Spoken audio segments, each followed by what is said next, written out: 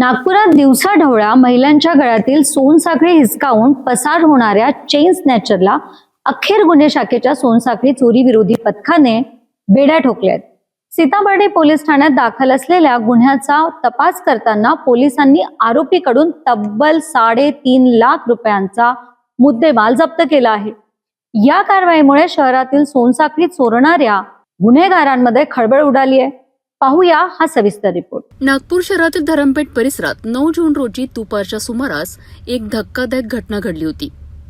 रक्त तपासणी करून घरी परतणाऱ्या 78 वर्षीय विजयालक्ष्मी सूर्यनारायण नेरे या वृद्ध महिलेच्या गळ्यातील सोन्याची चेन एका दुचाकीस्वाराने हिसकावून नेली होती।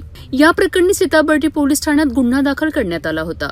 घटनेचे गांभीर्य लक्षात घेऊन गुन्हे शाखेच्या सोनसाखळी चोरी विरोधी पथकाने तपासाची चक्रे वेगाने फिरवली।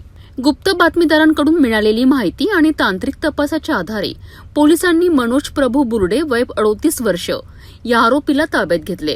चौकशी दरम्यान आरोपीने सोनसाखळी चोरीची कबुली दिली।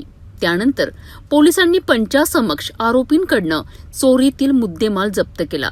यामध्ये अंदाजे 20 ग्रॅम वजनाची सुमारे 2.5 लाख रुपये किमतीची सोन्याची चेन, 20,000 रुपये किमतीचा OnePlus मोबाईल, 85,000 रुपये किमतीची ऍक्टिवा दुचाकी आणि हेल्मेट असा एकूण 3,55,000 रुपयांचा मुद्देमाल जप्त करण्यात आला।